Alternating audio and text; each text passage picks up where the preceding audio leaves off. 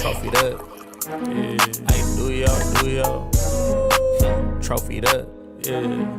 Hey, do yo. Trophied up. Do your dance when the G's up. G. Spaced out. Got me geeked up. 10 toes on the west. Can I beat us? You cannot. Shining every time they meet us. Rack 'em up. Since 96. Yeah. Been number one in LA. Something slight. That's the gist. What's up, everyone? Welcome to Talkin Galaxy. We have another episode for you today. Today, I'm joined by Tab. How you doing, man? Doing good. Just got back from some co-ed soccer, so I just saw the score of the I don't want to talk about, but apparently they got that last minute goal. They who shall not be named. We were watching the end of that game, and it is what it is. I mean, the Galaxy have business to finish on Thursday against Mount Pleasant. The Galaxy hold a 3-0 lead going into that match. That's something that we're going to look for. We're going to look for the Galaxy to finish the job there. But a lot of disappointment this weekend. A lot of disappointment this weekend from a Galaxy fan perspective. Obviously, losing the Sporting Kansas City. We'll talk about that game too, as well as Joseph Paintsil, Amiro Garces, Diego Fagundes. We got all the news for you today. But we'll start on a positive note, Tab. We'll start with the Mount Pleasant game midweek. The Galaxy hosted Mount Pleasant, and we won. We won, everyone. We advanced to the next round if we hold on to the lead on Thursday, but this puts us in pole position to do that. They didn't even get an away goal, which is huge, because if the Galaxy score 1 on Thursday, then they're going to need 5 to get close to a comeback. Gabriel Peck, as you can see here, had a hat trick. This is the exact kind of performance I was looking for from Gabriel Peck. Obviously, he disappointed us with the red card. I know we were hard on him on last podcast and kind of talked about how he needed to mature. It was a time for Gabriel Peck to mature a little as a player. He was kind of the sole reason why we didn't end up coming out with a positive result from Colorado. And, this is exactly what I wanted to see from him. This is the response that you need from your star player. And I get it. It's Mount Pleasant. I'm not trying to overreact here. Like, this is, a team that the Galaxy on paper are significantly better than. I'm not downplaying that. I just think it seemed like what was more like exciting to me is the fact he seemed confident again. He seemed very confident. All of his finishes were composed. And if I'm not mistaken, I believe he could have had even more than 3. Just a very great match from Gabriel Peck individually and defensively. Man, that back line, they did his job. Did his job, and exactly what you wanted to see. What do you see, Tab? Looking at the scoreline, you'd probably think this is a blowout game, but in reality, this game was quite the opposite. It was a blowout in a sense that possession and shots on target, but if we're talking about actual goals, they came in the second minute and then the 90th minute, and it was pretty bad, because you're thinking oh my God, we're gonna go into Jamaica, where we always, Central American countries always do trash, and you're thinking, oh, this could be another one of those games and we could be getting knocked out. But late in the game, Gabriel Peck steps up and gets those 2 goals, and it makes us a whole lot more safe. You have the 3-goal lead, like you said. If you get 1 in Jamaica, they have to score 5, and you kind of think this ties over because of those 3 goals. So, it's a good result, and we scored 3 goals, but the performance overall was a little lackluster, I feel like, personally. Yeah, and certainly if the Galaxy only won this game 1-0, we'd be having much different conversations, which is what it was, until the last 15-ish minutes of that match. It was 1-0. Heading into the second half, you didn't really feel like the Galaxy were, performing up to what they should be against a team like this at home. They were leaving a lot of food on the table. I felt they could have capitalized on a lot more chances to put this game beyond reach. But that being said, when it came down to it, sometimes the scoreline's going to fly to you. We just came off of a 4-1 loss to Colorado, where that game was not 4-1. They did not dominate us. They did not blow us out. We win 3-0. But yeah, all things considered, I do feel bad for the fact that I think Mount Pleasant, the whole visa thing, it just sucks. to come that far in a tournament, to get a top 4 seed. So, you get an automatic bid to the round of 16. To work so hard to be in a position to get to CONCACAF for kind of external factors that they can't even control, making it so 10 of their 11 starters were out for this match. It sucks. And undoubtedly, if they had those starters in, I think this game would have been much closer. I think Thursday you could expect a much closer match, as you were talking about. We don't often go on the road to places like Jamaica and come out with a statement result. It's probably just not going to happen. That being said, there is an important factor in this, that there is a table, and based on where you're ranked in this table off of goal difference and the amount of points that you get is it determines if you will host the next round or not, if you'll get that second leg at home, which is very important in CONCACAF, because you need to know that going back to your own home, how much goals you need, because you're obviously going to have the advantage there. So being able to play on the road first is something that's important, and then coming back home, putting on a performance. So yeah, 3-0 to Mount Pleasant. Scoreline flattered us a little bit, but honestly, I felt when you tally the amount of chances that we had all together, this is about what it should have been anyway. But yeah, they got brought to life second half. I mean, it could have been a lot more. Let's be real. I think it could have been 5-0. I think John Klaus could have had a hat trick himself.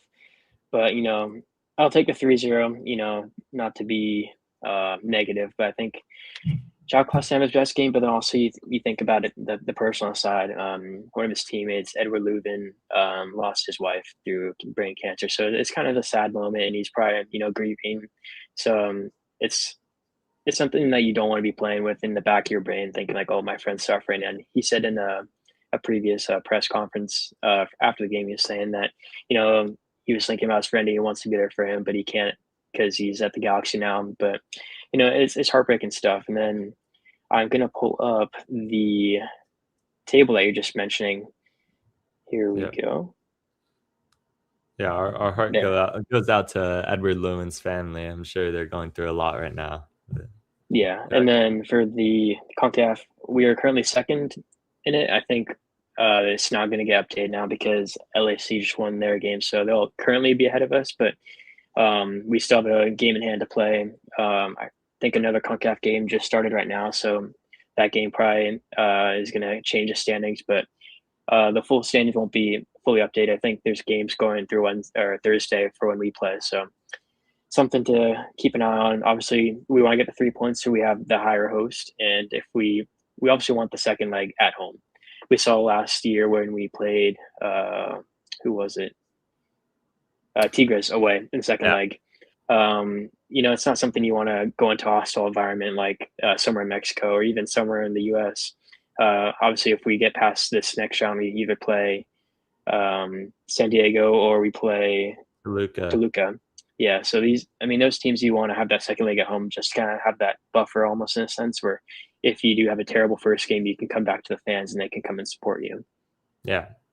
Something tells me that Toluca is going to end up advancing past San Diego.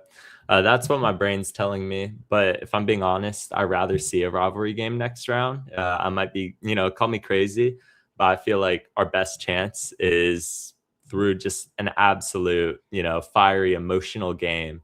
And the last 2 times we played San Diego last season, their fans have been talking a lot.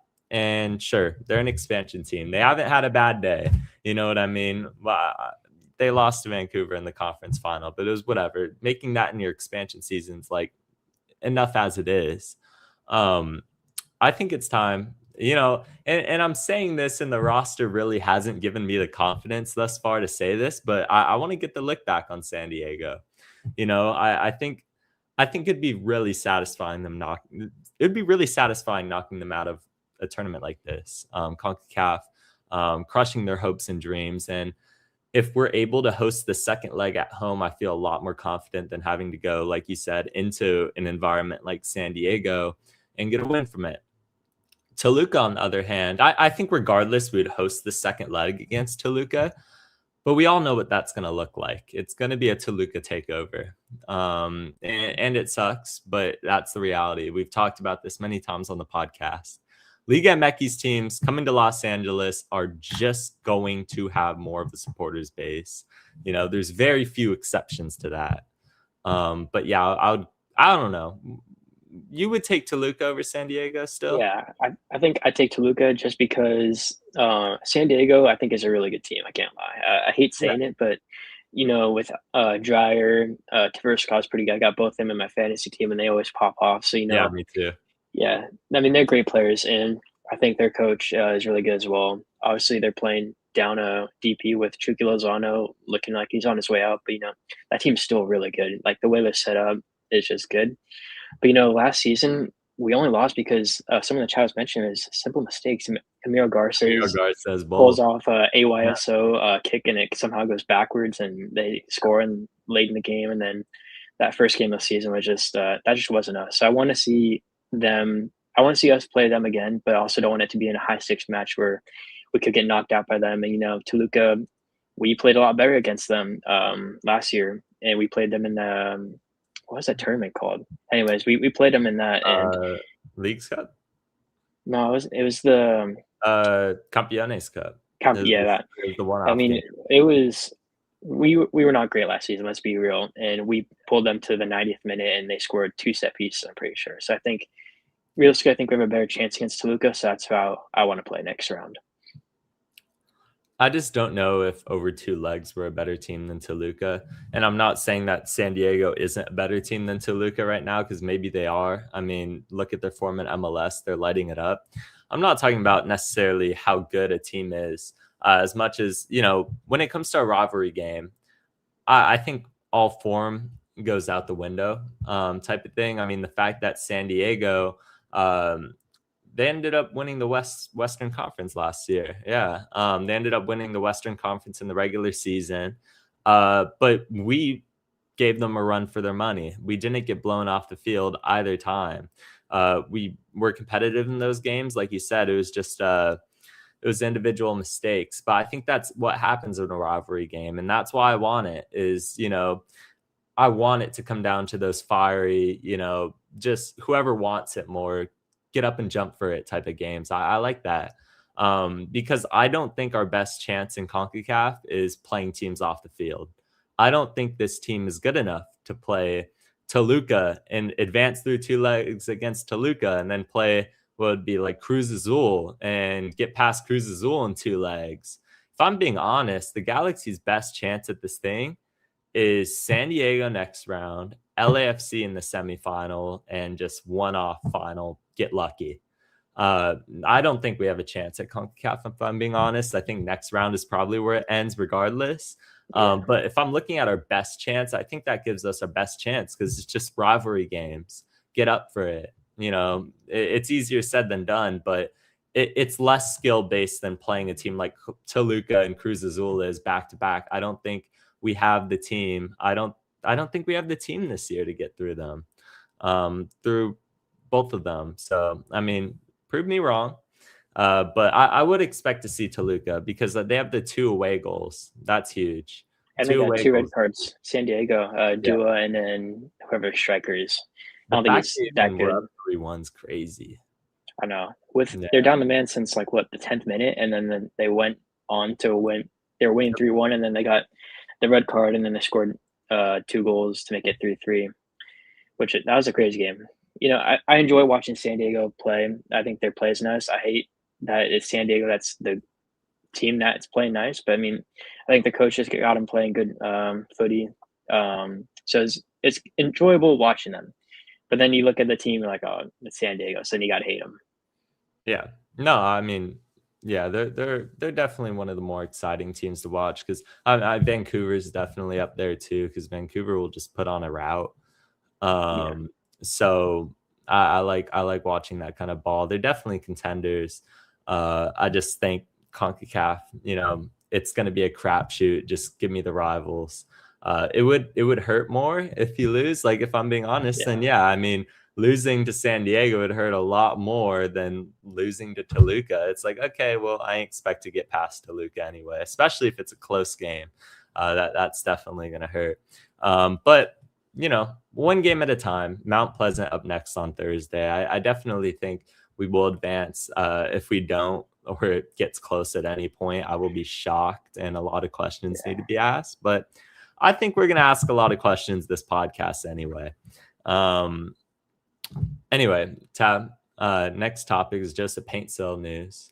If you want to go over his injury update here. Yeah, so it was in the Colorado game, pulled up short, and I'm pretty sure it's his quad that he pulled. It was a slight strain, I'm pretty sure Greg Vanney said in his words. So he's going to be out for another 3-4 weeks. He said most likely after the international break, we'll get Joseph Paintsil back. So I think that's early April. So hopefully we can gather around the squad and we'll have a full team going in after the international break. So, I mean, it's sad to see because, I mean, honestly, we talked about this last podcast, me and Brandon from LA Galaxy Commentary. He's in a World Cup year, and he's on the fringes of making the World Cup squad. He's been in the previous teams when they played friendlies and all. We want to see him make that squad, and this injury probably isn't helping that case for him. And hopefully he doesn't pick up another injury because, he's had these problems with his hamstrings, quads, all in his legs where, that's what these speedy players have to deal with sometimes. Alphonso Davies over the weekend, I'm pretty sure, picked up another injury, and he's another fast player. You see this all around the world as well. It's not just Paintsil, but they got these hamstrings that are just liabilities, and he picks up another injury. Not too serious, just a slight strain, but it's sad for him personally looking at it. Yeah. Initially, I thought this was a lot worse than it was. The fact that, break it down now, he's only going to miss the next, 2 games, maybe 3. That's not the worst case scenario for me. International break, for as much as I don't like it, this is a welcomed one because I think getting a player of the caliber of Joseph Paintsil back after it, and you definitely want to ease him in. For that Minnesota game, just keep him on the bench, bring him on if you need a goal. But if you're winning the game, just don't bring him on type of thing where it's like there's no rush to getting Joseph Paintsil back in because it looked like last season all year he's dealing with, a nagging hamstring injury. And it just kept reoccurring. Ever since he joined the Galaxy, pretty much every game he missed has been some sort of leg muscle injury. And it sucks, but like you said, speedy players, it happens. Alphonso Davies, man, that guy can't stay on the field. He can't stay on the field. That guy's always like, I understand why he Twitch streams as much as he does. Maybe Paintsil could take up that hobby next because these guys just aren't going to be able to stay on the field. That's my only issue with Paintsil in the long term. I think the only way Paintsil isn't on this team in let's say 27-28, the first full season in the new calendar, the only way he's not on this team in my mind is if the injuries just keep hampering them. And it's going to get to a point where Paintsil's not going to be as fast of a player as he used to be. He's going to be even more injury prone with age. Not trying to look at things in a negative lens. I'm just talking about projecting into the future.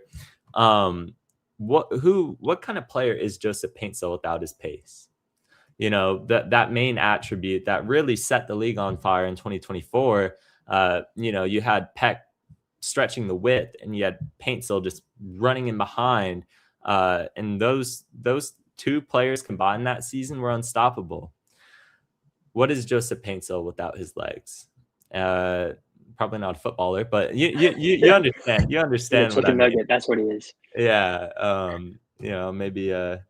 Maybe a Rocket League player. I don't know. I don't know, man. It's so fundamental for a player, Joseph Paintsil, to be fully intact, fully healthy. Don't rush him back.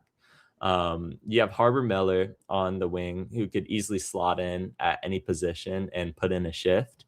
I think he needs more of a run. This is an 18-year-old. I believe he's still 18, maybe 19. And he has not looked out of place once for me. Every single time he's ever started or made a cameo for the Galaxy, he's just looked like he belongs. if you're going to develop him, if you're going to eventually sell him on to Europe, which I'm sure is his dream, he needs to run in minutes. Joseph Paintsil's out. You could slot him in on one of the wings. Not an issue for me. I would do that if I was Greg Vanney. But what would you keep rolling? Would you keep rolling with Eric Tommy? I mean, I just feel like Tommy doesn't have the chemistry with everyone to be in this lineup right now. I wasn't impressed with him. I think Greg Vanney kind of hinted at he wasn't very impressed as well. In the press conference, he said Tommy didn't really give what he was thinking he should give. Obviously, it's due to the experience in the team. Like he said, once he gets more fit into the squad, he'll start showing his excellence that he can bring to the team. But, currently in the 2 games, granted, it's been a total of probably 90 minutes total over 2 games. I think it's been pretty lackluster. You can't really judge a player off of 2 games. But I know that guy in those 2 games, he hasn't given much for me to believe in him. I thought he was going to be the Fagundes replacement, and on paper he is, but I don't know if he can give as much as Fagundes gave. And over these 2 games, I'm taking Fagundes over Tommy personally. I'm not sure about you. Definitely. Nah, I think Fagundes is a very underrated player for what he was for the Galaxy. But going back to Eric Tommy, I mean, yeah, like you said, very early on, you just can't make a judgment on how he's going to end up panning out as a Galaxy player based on this short span of games. But you'd like to see him be more aggressive going forward. It feels like he's not as willing to take on players. And when it comes down to it, his end product, I mean, it's just not been there. So I would expect to see more from a player of his caliber. I think we will. It's only a matter of time. But right now, when you have a guy like Harbor Miller who's just ready to put in a shift for you, you put in Harbor Miller. It's not even a question in my mind, which is crazy to say that this 18-year-old is like, yeah, I mean, go ahead, bench Eric Tommy. Bounced around the Bundesliga, Sporting Kansas City. He had a great stint with, man. Harbor Miller is the truth, man. I think you'll see that over the next few years. He's going to attract a lot of European interest very soon. And I think the sooner Greg Vanney realizes that he is a serious contender for minutes this season, I think the better the Galaxy will be off. I mean, the more well off we'll be. So I'm excited for the future of Harbor Miller. But yeah, Eric Tommy's let me down a little bit. And then Emiro Garces. Yeah, one quick part. Diego Fagundes, we just spoke about him a little bit. He made his permanent transfer over to New England Revolution, so we wish him the best. Obviously, friend of the pod, been on one time. Who knows if he's on another time, but, we give him love from the West Coast over to the East Coast and wish nothing for the best for him. Yeah, I mean, a mainstay on the pod. Diego Fagundes, man, if ever at any point after you retire you want to replace Tab, I fully support it. Okay. You are welcome. I won't be mad. I won't be mad. If I'm gonna replace for Diego Fagundes, fair enough. And we'll hint at another player coming on the podcast next week. Stay tuned in to the end of the podcast. We'll fully announce it, but we'll give you a little hint. Former player, was on the 2024 LA Galaxy MLS Cup winning roster. And we'll have him on the pod next week, Tuesday, 8 p.m. So make sure to tune in. And we'll be revealing the player at the end of this podcast. And then going into the other injury news, we got Emiro Garces. He had a foot injury that he was kind of lingering from Coachella Valley. Re-aggravated it and made it worse in the New York City FC game. And Greg Vanney, with the red card that he gave or got, he just gave Emiro Garces the time to just rest and heal, and he will be in the squad for the Jamaica game, and he traveled with the squad, but he most likely will not be starting, and just because return back from injury and all that, needs to get it with the pace of the team. But he will be in the squad for tomorrow or Thursday's game, and he will be in the squad for the Portland game on the weekend. Yeah, like we talked about, Joseph Paintsil easing back into things. I have the same stance on this. I think Emiro Garces, man, Justin Hack, Jakub Galesnes at center back is just, it's the way right now. Don't touch it. Let it roll. And just until either one of them gives you a reason to change something up, I don't think you change anything. We've already had many discussions on Justin Hack as a midfielder. I haven't been impressed with him as a midfielder. But I think Justin Hack as a center back is just, I need to see more of it. I need to see more of him and Galesnes at the back. So for me, it's like Amiro Garces, welcome back, but we're not going to rush you into it. We're going to let someone play themselves out of this position right now. We talked about Amiro Garces also needing to mature, I think, a little bit. His decision-making and just for a great quality center back, sometimes he just makes boneheaded decisions. And the sooner that he cuts down on that and just, he needs to take a step back a little bit. He needs to take a step back and just ease back into everything and just chillax a little bit, because every time he steps on the field, he just wants to kill somebody. And it's like, I love that energy, but it doesn't give you stability in MLS. And I think Hack is, a stable center back. You don't see him making those rash type decisions that Amiro Garces does. And, it's a trade-off though, because Amiro Garces is as good a player as he is because he'll get stuck into challenges. He's an aggressive center back. He's not going to shy away. He's not going to stand anybody down. And I like that about him. But it's also the trade-off where it's like, yeah, sometimes you just don't need to be making certain tackles. So, man, a lot of disciplinary issues with the Galaxy this season. I'm like, just going through each one of these guys, and I'm like, yeah, they need to mature a little bit. Yeah, exactly. You could do that, Kev. Okay, no, I'm good. But I have a question for you in the chat also. So realistically, if Garces was 100% fit, which he is not, but if he was, would you slot him back into the center back spot, or would you keep him in the doghouse? I'll go first. I don't think you'd put him back in. First of all, I think, like you kind of said earlier, someone has to lose a spot for him to get back in the squad.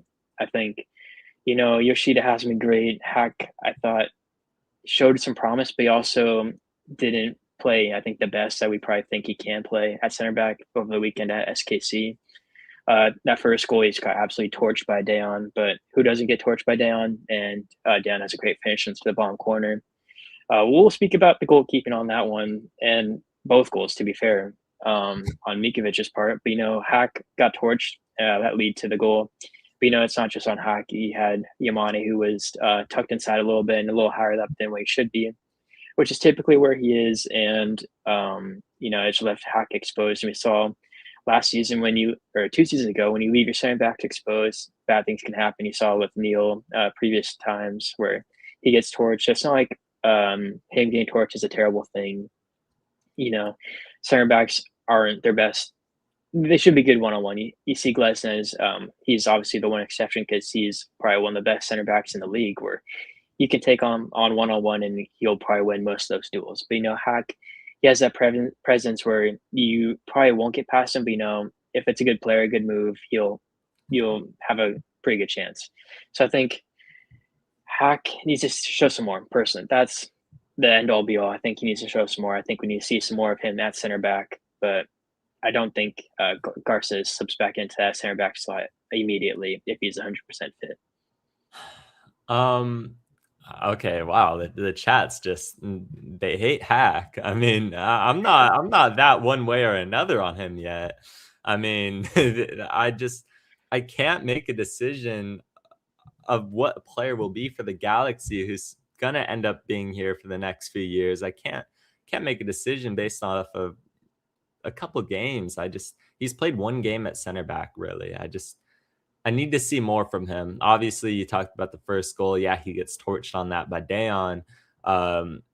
It's not a good look at all, but it's just like, okay, it's one game. It's one mistake against one of the best strikers in MLS.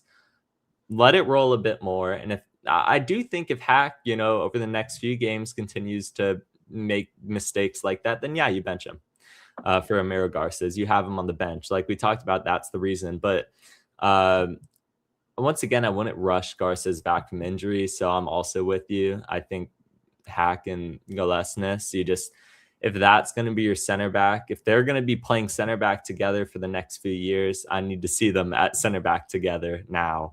And we're going to need it. The Galaxy are going to end up becoming a successful team, especially defensively this season, it's going to be because either Hack or Garces will end up pairing very well with Galesnes. It ain't going to be Yoshida. I can tell you that right now.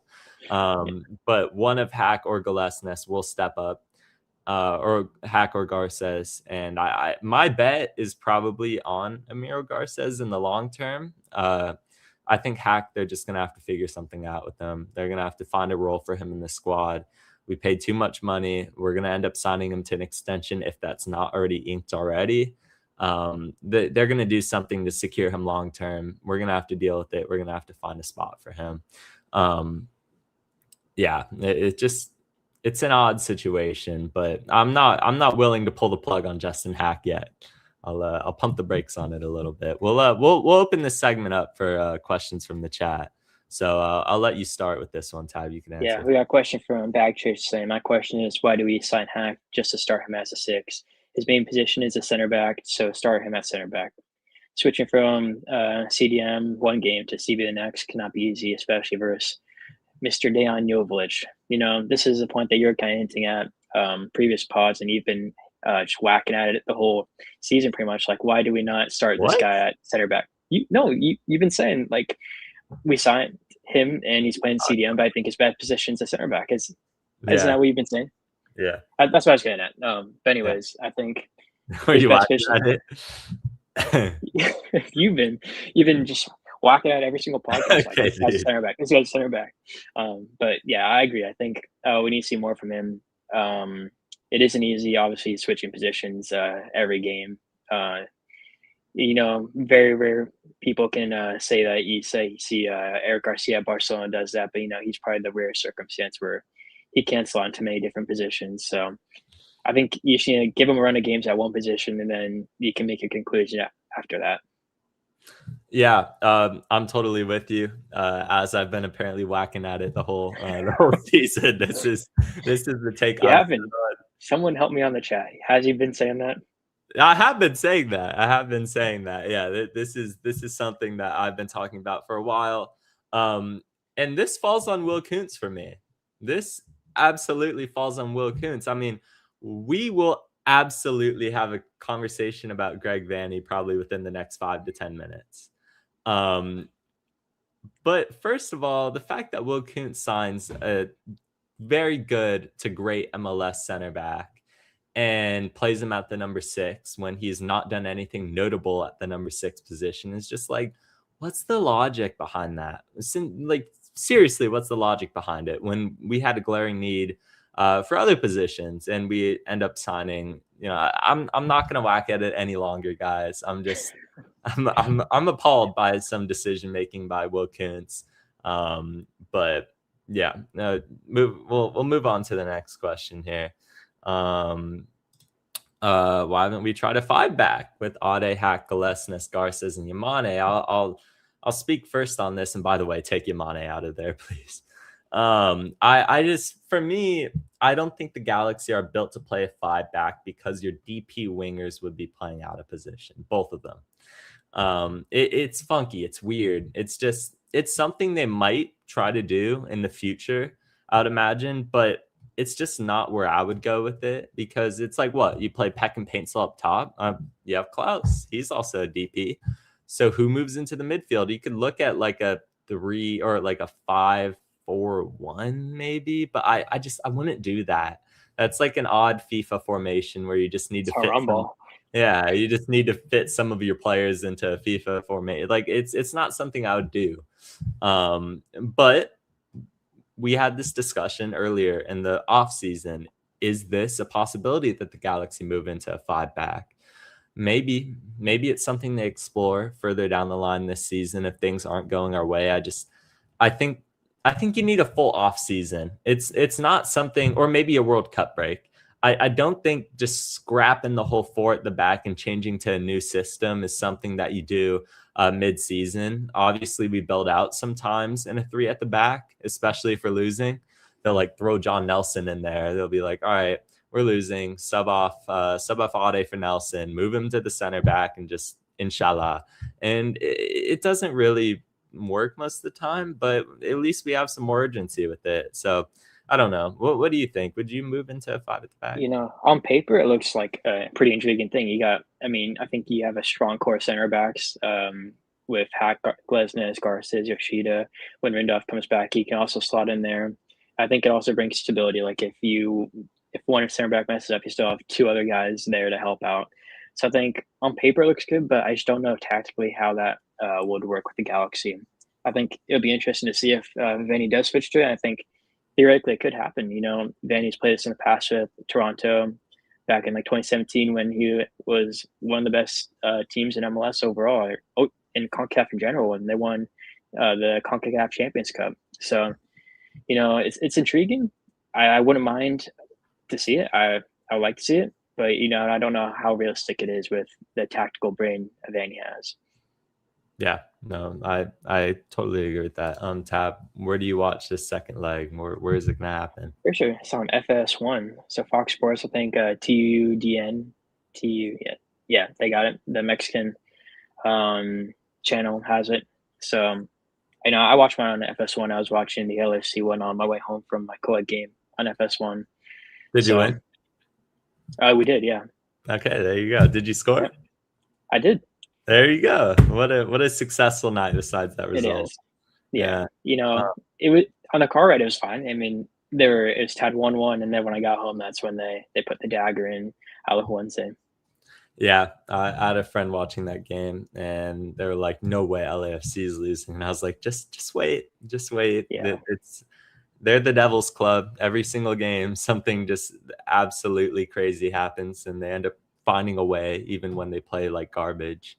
But that's what good teams do, unfortunately. So yeah, I was talking with Kickaball. He sent a screenshot of the score when LAFC was down 1-0. I'm like, realistically, they're going to come back. So as much as I want to talk trash right now, when they're down 1-0 and it's 1-1, it's like they're always going to come back. Yep, hold off, man. That's the one tip of advice I could give anybody, any Galaxy fan, just ready to blitz right after they get scored on. Is just wait. Just some random devil magic's gonna happen, and West Ham and Barca. It's been a rough couple years. I would say Barca with the Inter Milan game. They don't want to speak too much on it, but Oh, I would love to. See that, actually, I could have a whole podcast. Okay, but there's so much hope, and when there's hope, the greatest disappointment comes after it does not come true. So it hurts when you're so close to something, you don't get it. And even the Galaxy, in the Campeones Cup, there's some heartbreaker games last year that I had to deal with. So, I'm recovered and I'm ready for a new year. So yeah. Oh no, boo-hoo. You support Barca and you're going to win the league. I support Liverpool and we're going to be in Conference League next season, man. Oh no, I spent 150 million on Isak. I spent 70 million on Ekatike. It's rough times over there as well for you. Yeah. I mean, it is what it is, man. That's a whole different topic that I could go on a tangent about. Anyway, why is Sanabria not starting, and are y'all as high on Winder as Vanny seems to be? So I could take this on first. As Sanabria's biggest hater, no, just kidding. The funny thing on this is that despite all the criticisms I've had of Lucas Sanabria in the past, I believe he should be starting right now. And I believe he should be starting over the man who scored in the Sporting Kansas City game, Marco Reus. You look at the Galaxy's win against Charlotte. What was our best midfield? That midfield just absolutely tore apart Charlotte. And Charlotte has a really good midfield as well. Like, that was a contest where I was like, I don't know if we're going to get a result out of Charlotte, because if we do, our midfield's going to need to outplay theirs, and they have all sorts of talent in there. And they ran him off the pitch. And Sanabria was a big orchestrator of that, I thought. I think he worked in tandem very well with Edwin Cerrillo and Elijah Winder, one of the guys that, your second question was about. If I was Greg Vanny, Lucas Sanabria would be starting right now. I don't know why he's not. And he will probably start on Thursday, but my thing is, and this was also my thing we're going to transition to the Sporting Kansas City game soon. we'll go into lineups for that game, but there was something that just ticked me off a little about that lineup, and I didn't really like it. But Sanabria should be starting, and then it wasn't even Sanabria, although that's another one. He should be starting. And Elijah Winder, I'm very high on Elijah Winder. I just think that when you bench somebody, I would bench Marco Royce because I think he's better off the bench. This stage in his career, he needs to be a player that comes off the bench and maybe starts like a midweek game.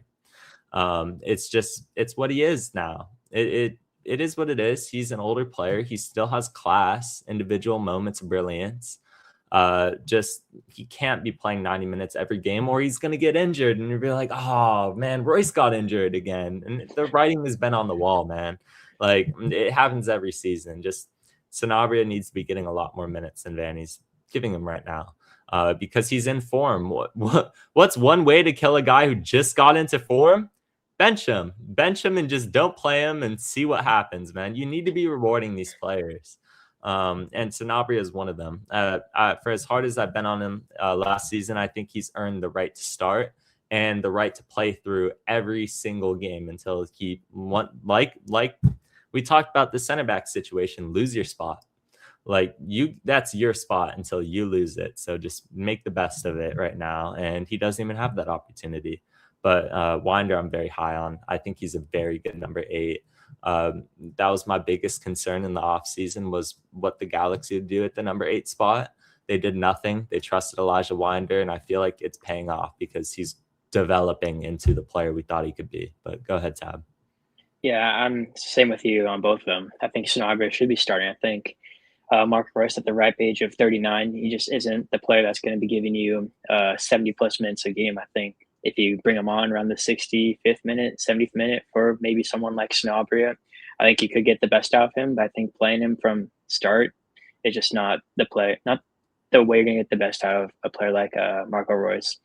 And then for Elijah Winder, I think we struck gold with that guy. That guy is something different. Previous podcasts, I've compared him with Sergio Busquets, the way he just turns out pressure and just breaks through lines. And he's just such a powerful runner, I think. Greg Vanny's been talking about him being the guy that breaks the lines for the Galaxy. And he's almost that Ricky Puig guy that is going to break the lines for you. Obviously, you're not going to have a player that's going to play the balls like Ricky Puig, but, I think Elijah Winder is probably the closest we got to Ricky Puig without Ricky Puig. So I think he's a great player. And, I think he's kind of cemented himself in that starting 11 alongside Cerrillo. So I think that's kind of going to be the pillar of the midfield going forward. It's just going to be deciding who's getting that third midfield spot. I think Sanabria has kind of put in his vote, and I think personally, I think you think that. I think a bunch of Galaxy fans think that off of the Charlotte game. I think he's probably our best third midfielder. He's more of an 8 that can go up in the attack, so he gets into this positions that 10 would be in. So it's not the same kind of tactical mindset as maybe a Marco Royce, where he's staying up more. And Marco Royce, when he's been playing, he's been kind of quiet for most of the game, but he pops up in places. He gets to the lines where he probably needs to be. And you could say that Marco Royce just isn't getting the contributions because he's not getting the ball where he needs to be. So maybe you can argue that point on the flip side. But I think it's more on Marco Royce. He needs to find the ball more because he's going to be your star player if he's going to be playing 70-plus minutes in a game. 100%. And then biggest disappointment this season for me is the guy that I was just backing a few minutes ago, Justin Hack. And I think you look at the players that we brought in this offseason, and it feels like this is the one that just hasn't quite banked yet. And I thought this was probably the second most secure signing we could have made.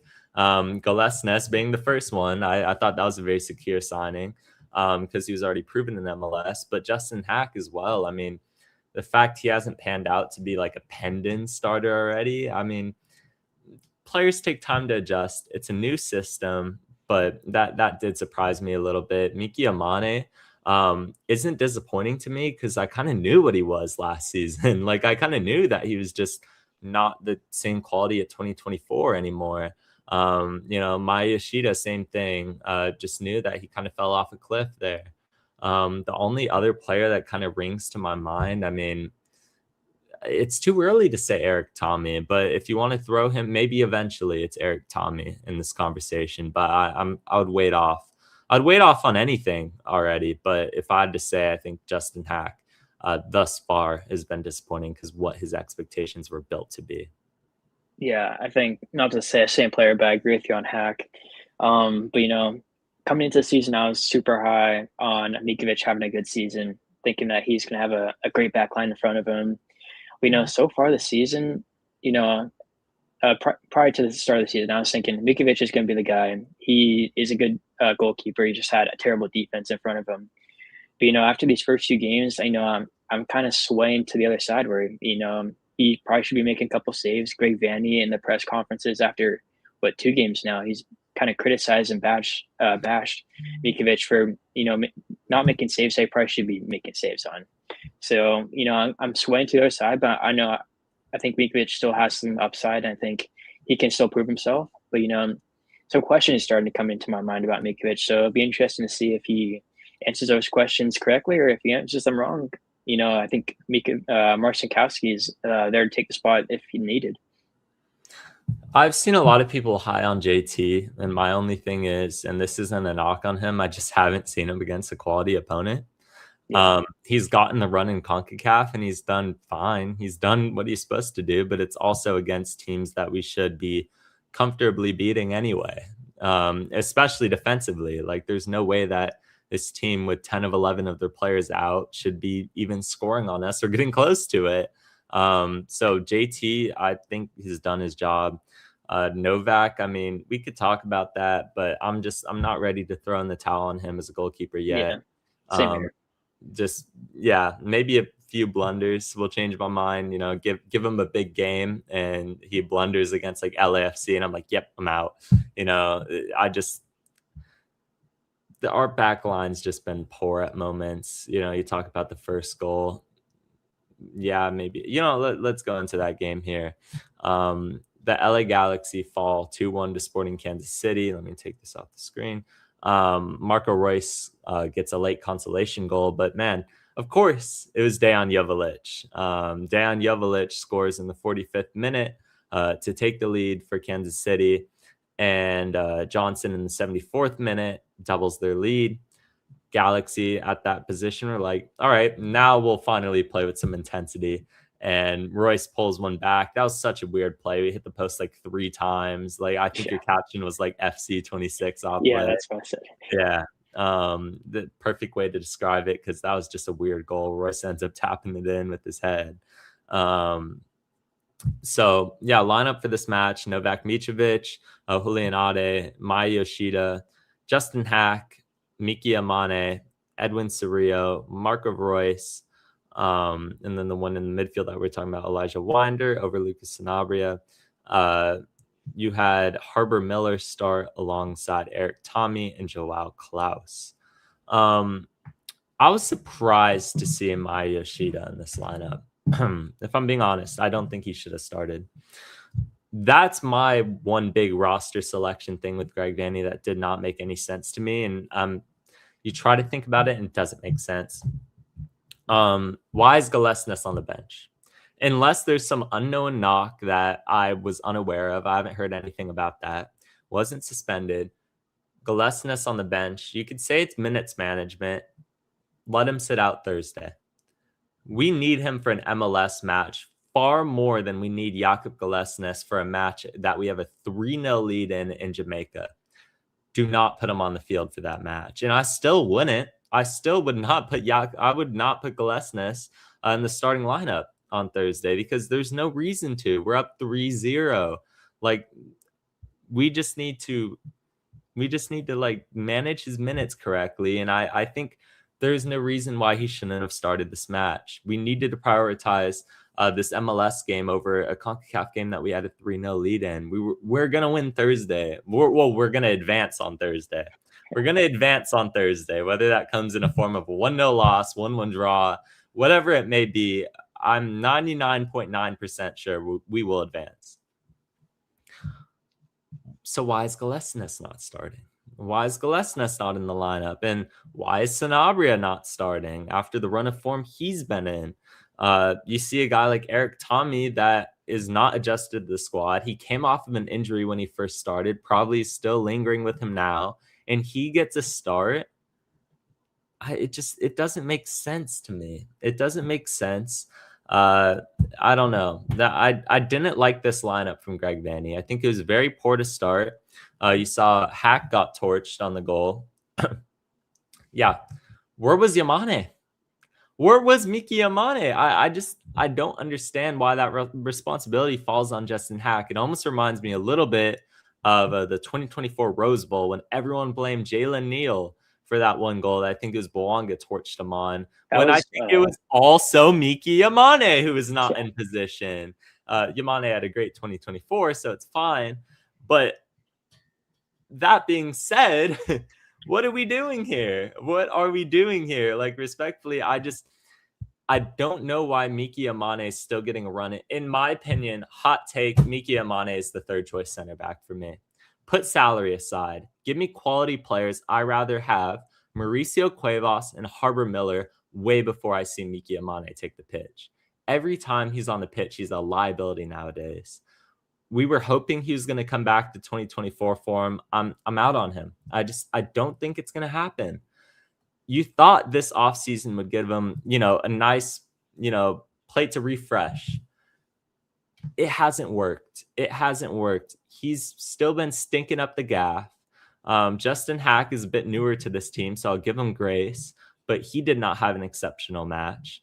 Marco Royce, he had the goal, but he did not play good. Do not let this Royce goal fool you from the fact that he ghosted for 82 minutes. It was not a good match from Marco Royce. Lucas Sanabria should have started over him. And Joao Klaus, again, man, I don't see. I mean, the last two games from him, he just hasn't been clinical enough. And he was very clinical to start out. And I'm sure he will return to that form. But man, I think a lot of Galaxy fans got baited. They were like, oh man, instant golden boot contender. Everything he touches turns to gold. And it just hasn't been the case the last two matches for Joao Klaus, because in reality, we're coming back to reality. He's somewhere in the middle.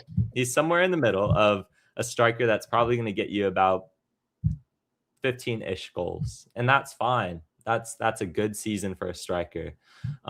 It's just, that's the reality. He wasn't going to be a guy that was going to light the world on fire and be the best number 9 in MLS. It wasn't going to happen, but he is a very good 9. He just wasn't clinical enough. Harbor Miller was good. Soria was doing his thing in the midfield. Winder was fine. It was just, for me, I don't know why you start Maya Yoshida, and Royce just ghosted most of this game until the goal. So, Tab, thoughts on this match? Yeah, so first we'll talk about Klaus. I was talking with some of the St. Louis pages over in MLS content creators, and they're saying like, oh, this is kind of something that Klaus has done in the past, where he scores some chances that maybe he shouldn't be scoring, and then he misses the chances that he really should be scoring. So maybe that's just what we're getting with Klaus. He's a mixed bag. So I don't think he's a bad signing. I think he's still coming out to be a good signing. And I think, like you said, like he will be like a 15-goal a season striker. But people kind of jumping the gun, thinking he's going to be a Golden Boot contender, gain 20+ goals a season, up there with maybe the likes of Kevin Denke or whatever. But that's just not realistic. He's going to get you goals. He's going to get you around 15. I think that's the mark that we both set him at at the preseason. So I think he will reach that. He's at 4 right now, I think, in all competitions. Yeah, so I think he'll definitely reach it. With the barring injury. Yeah, knock on wood. With also knock on wood on Peck and Paintsel not getting injured. With their crosses and distribution to Klaus, he should be in 15 goals. Any striker on the LA Galaxy should be getting 15 goals plus. With Peck and Paintsel on each wing. Granted, they're fully fit for a full season. So I think Joao Klaus is an elite striker in MLS, but he's just not the striker that he's going to carry you to an MLS Cup. So maybe we can pump the brakes a little bit on that. We fell from reality. So I think going to Glesnes, my only thought that maybe he didn't start was maybe the load management maybe exceeded what maybe what a player can hold going into a game. So for my Kowloon team, we wear these trackers in the back of our jerseys. We wear like a little vest, and I stalked myself, but we wear the little trackers in the back, and it determines your GPS load on how much you've been running, how much like you've sprinted, much you have exerted in a certain game. And my only thought is maybe that he went over that and he needed the rest. Like he could not play a game, or else he's like in the red zone and about to get injured. So that's my only thought. If it could have been postponed to the Thursday game, you kind of wish that, because you want Glesnes in these games where, you have Dan Jovic up top. Maybe if you have Glesnes in the game, Jovic doesn't get the goal, and we're a whole lot more secure with Glesnes. So I think if you have Glesnes on the field, you probably don't concede as much as you do when he's not on the field. So I think that's my only thought on that. Maybe we don't know if he maybe picked up a knock somewhere else in a different game. But I think Glesnes needs to be on the field if he can be at all times. So that's my thought on him. And then Mickey Amani, you talking about him as well. I think he's been fine. This team has been dealing with a lot of discipline issues. That first goal comes in the 46th minute of play with 2 added on minutes. Mickey Amani is too far up the field. We force the ball forward, and then they come and counter us. Like, we should not be conceding a 46-minute goal when we have possession in the 45th minute. That's just something you cannot be doing. That's another lack of discipline. We've been talking about it all season long.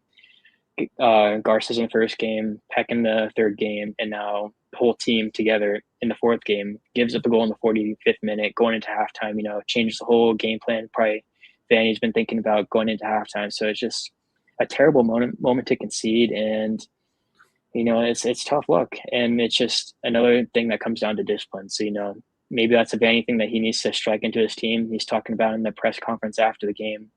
His team needs to be better in those moments, because if you don't concede that goal, it's a whole lot better. You go into the half 0-0, and you can be more open and dynamic going into the second half. But, with that goal, now you have to kind of think about it a little bit more. So, it all comes down to discipline for me.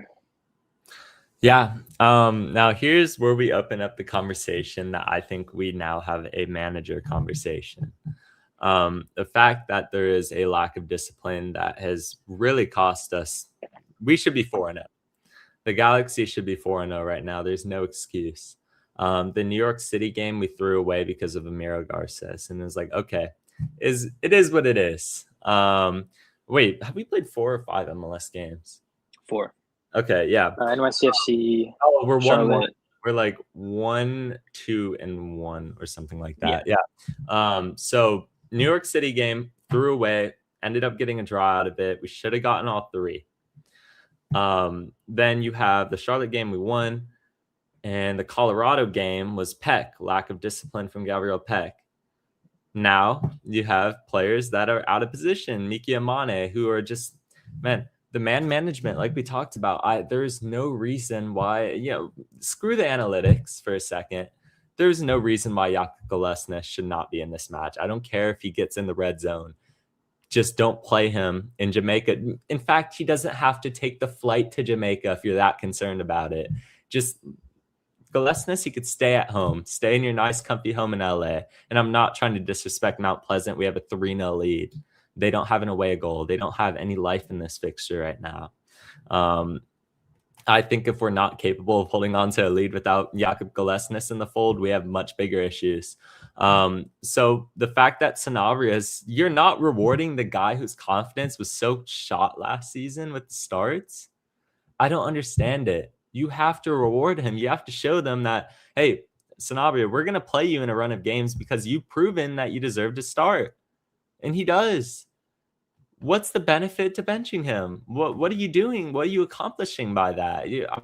Marco Reus is clearly a player who should be coming off the bench right now. And I just, okay.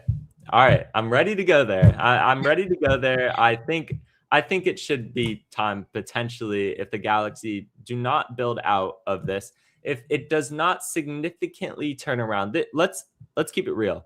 This is an unacceptable loss. It's early in the season, 4 games in. If you end up playing out and things turn around and you end up looking really good, then it's not even a conversation by the end of the season.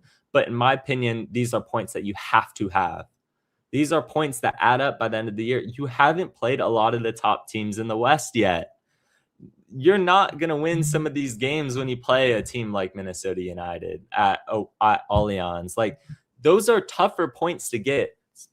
This is the worst Sporting Kansas City team on paper they've ever rostered. By the end of the year, I think they will not be in the playoff picture. There is no reason why at home you should not be walking away with 3 points, let alone a draw. And it's an individual match. MLS is a crapshoot. It happens. But in my mind, this speaks to the grander scale of things for me. We're going on season number 6 with Greg in charge. We've missed the playoffs 3 of 5 seasons. Granted, we won MLS Cup. That gave him a lot of grace in my mind. I was not calling for Vanny to be sacked last season. I was not. Every team deals with injuries. The Galaxy haven't had, Ricky, okay. How many seasons are we talking about Ricky Puig being injured now? I mean, the next time he plays is going to be 2027. I think, in my mind, when you put together everything, Greg Vanny is the second longest tenured coach in Major League Soccer, only behind Brian Schmetzer. And I think he could potentially be on the end of his cycle as Seattle Sounders head coach. Probably by mutually. I mean, it depends. Seattle eventually will have a down season. They've had it before. And Brian Schmetzer, coaches don't stay long in MLS is what I'm trying to tell you. Greg Vanny, and the reason why they don't stay long in MLS is because you have to constantly adapt. If you're going to be a Peter Vermees, if you're going to be a Brian Schmetzer, if that is what Greg Vanny is to the LA Galaxy, he has to adapt. It has to evolve. This team has to evolve. We are looking at season number 6 right now, and I don't feel like we've evolved. I feel like we're still playing the same Vanny ball that we've been playing with since the first season. Nothing's really changed. We've had personnel throughout the years that have fit his system more or less. 2024, it fit his system perfectly. And this is not a knock on him as a coach. I think as a coach, Greg Vanny is an elite one in Major League Soccer. If he was sacked tomorrow, he would have a job by the end of the week ready because he's that caliber of a coach in MLS, and he'd probably do very good there. I just feel like if he is not able to adapt, teams eventually figure out the blueprint to playing the LA Galaxy. They figure out, you become more predictable. You become more game planable. And right now, I feel like we've gotten to a stale point with Greg Vanny. And I don't know. I'm not ready to fire. If I'm the man in charge of making the decision, obviously you don't do it 4 games into a season. But I think it is time to have conversations about if Greg Vanny should continue to be the coach of the Galaxy. And one thing that intrigues me about this is the fact that I think there's actual alternatives out there. How much longer is Wilfred Nancy going to be in the coaching market? Not very long. I could tell you that right now. If Orlando City don't end up hiring him, somebody will, probably within the next few months when they end up sacking their coach. It's not many times you'll get the opportunity to appoint a coach like Wilfred Nancy who could instantly take a team like Montreal to second place. He would do wonders at the Galaxy. Oscar Pareja is another good shout. I know I've seen people talk about Robbie Keane. I'm not willing to go there yet, but that's also another good coach. And you have Jim Curtin. You have alternatives. And for me, I've been Vanny in. The only time I've partially not been Vanny in was 2023, but I feel like that was more out of emotion than it was thought because I was just sick of that situation in 2023, and it was bad vibes after what happened in 2022. The fan protest. I was just ready to be done with that whole situation. Right now in 2026, I'm telling you that if the Galaxy are a mediocre team by the end of the season, because obviously we're going to end up getting wins. We're going to beat Mount Pleasant. That's not an issue. We will get wins throughout the season, but I'm saying that if we do not show signs of improvement and evolution, it might be time to pull the plug on Greg Vanny. It might be.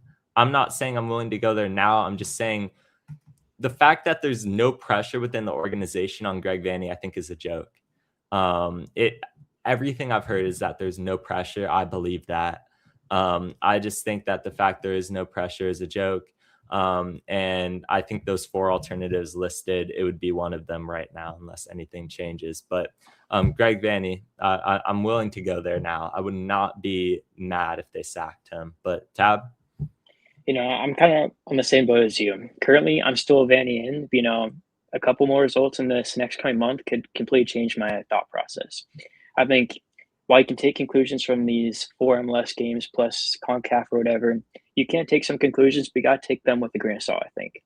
We kind of went over earlier, NYCFC, Garces, not a Vanny thing. It's a Garces making a bonehead decision.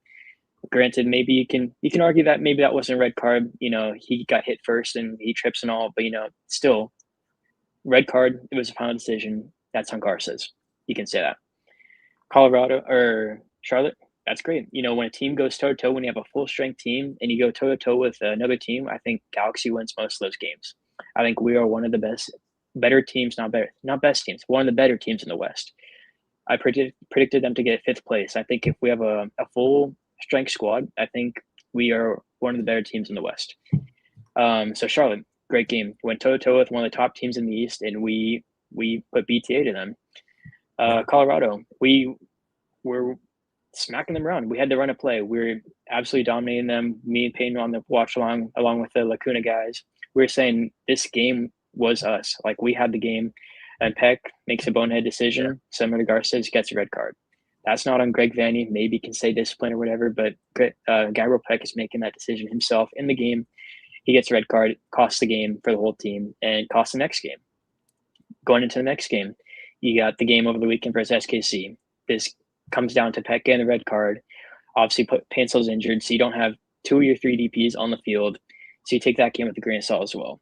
You saw it last season when you play with 1 DP on the field, we rarely ever won. So this league is heavily relied upon your DP players performing. And when you don't have your DPs on the field, you're at a disadvantage. Granted, SKC probably has one of the worst rosters in the league. That's where you kind of look at it and be like, okay, that's where you can take a conclusion, I think, from all the games. You should be beating SKC at home, even if you have 1 DP on the field, I think. So that's where I'm taking my one conclusion. But all the other losses, ties, I think you take it with a grain of salt. I think they're obviously NYCFC, I think, is a good result, playing with a man down for 30 minutes, and you held them to 1 shot on target the whole game, which is a penalty kick. Colorado, we're beating them up, and then the red card, obviously not a great result. But in the moment prior to the 50th minute when Peck makes the decision, we were the better team on the night. So I think if we have a full strength squad, we are going to be fine. But to the casual fan that just watches the game and looks at the final scores, they're going to be like, what the heck? We lost 4-1 to Colorado. Colorado's trash. We lost 2-1 to SKC, and they're probably only looking at mainstream MLS media, and SKC is one of the worst built rosters on the league right now. Like, how are we losing to them at home? It's due to these small facts that carry over to from previous matches and carry over to the current matches. So while I do think Greg Vanney is getting hot a little bit, I'm still Vanney in. Come at me with any questions. Like, I will answer them. I was talking with one of the guys in one of my Instagram group chats, and we had a little debate, kind of rant stuff, and we're going back and forth. And he brought some good points. 2023 Galaxy wasn't great, but that was during a time where we had not a great roster. You had Douglas Costa as a DP, and you can say he's probably one of the worst DPs Galaxy have had in a recent history. He's playing 4th division soccer now in Italy. And, a 33-year-old Douglas Costa isn't going to get you very far in MLS. Let's be realistic, especially on a DP contract. So, a poorly constructed 2023 roster, 2022. Did he take over in 22 or 21? Anyways, 22. We make the playoffs, I'm pretty sure. And we get bounced by... Oh, Vanny took over in 2021. We missed 21. The playoffs that season. Yeah, but I mean, that season was halfway through the season when he got took over the team. Okay, my memory's fogged. But anyway, 2022 made the playoffs, so we ran to a Goliath of LAFC in that game, and they went on to win the whole thing. So I think making the playoffs, especially after being the head coach for the second season, I think is a good result. 2023, we dealt with a ton of injuries. 24, best LA Galaxy team in recent years. won the whole thing. 25, I think you take the whole season with a grain of salt. I don't even take conclusions from that season because it's like a perfect storm of whatever could go wrong went wrong in that season. So I don't take any conclusions. You can say in the games where we had a bunch of our players, you still lost, but I think that you can't take too many conclusions from 25. And 26, this is where I'm going to draw all my conclusions, I think, for Greg Vanney. This is a decide year whether he's going to be on this roster and coaching his team for the future, or it's time to go. You're talking about Wilfred Nancy. He still doesn't have a job. Robbie Keane, he's currently in Europa League with Ferencváros, and he's undefeated at home with his, I think it's a Hungarian team, Ferencváros, and they're doing good. Yeah. Good, yeah. So they're a good team as well. I think the Ferencváros job is a step up from the Galaxy job. So I don't know if he comes across the pond to come coach a Galaxy. So, there's some good coaches in the market though. Wilfred Nancy, and there probably will be some more coaches that will be on the market soon. And whole thing is, main point. We'll go down to the final point. I'm still Vanney in, but I think this next month of April is going to be a deciding factor where Greg Vanney is going to be staying or going to be gone. Yeah. That being said, I genuinely don't think they would fire him until the end of the season. Unless things are just a lost cause in like August and they need something to just, we're going to spark it and see if it lights on fire.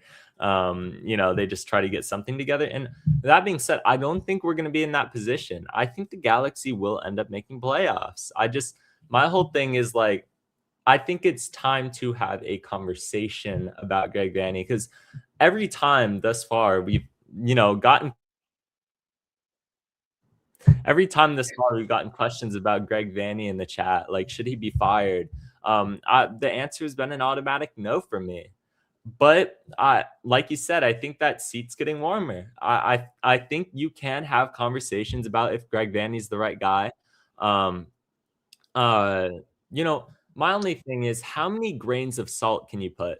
How many grains of salt before it's just bitter? Before it's just all salt.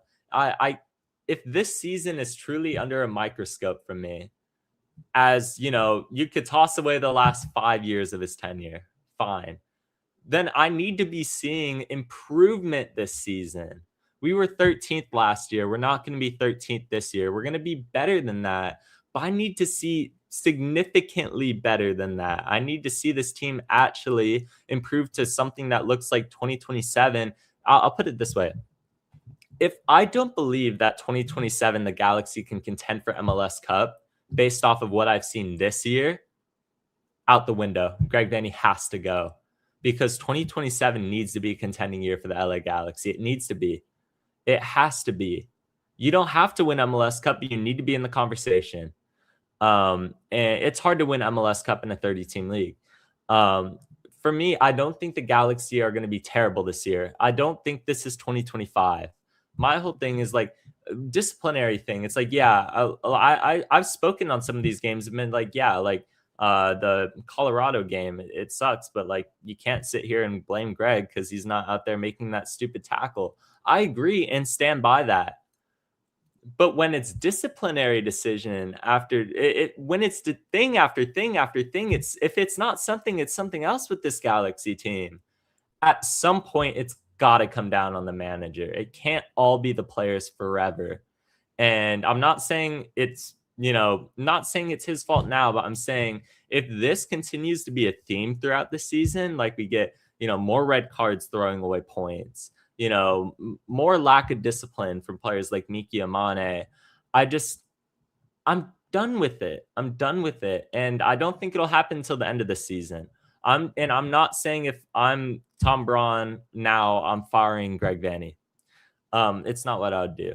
But I am saying that if I was Tom Braun, I'd be like, okay, his seat's actually hot. Like this April, like you said, needs to be a month where the Galaxy, 4 of our 5 MLS games are on the road. It is going on April of 2026, and the last road game the Galaxy won was in probably not even November. It'd be like what, The Colorado game. September of 2024. Yeah, no, okay, yeah, the playoff game. So November. October. Yeah, it'd be like November, October-ish of 2024, and we're going on April of 2026. It can't happen. That's a crazy stat. It can't happen. These are things that you are the manager of the Los Angeles Galaxy, the biggest club in MLS, 6 MLS Cups. There is no excuse for that.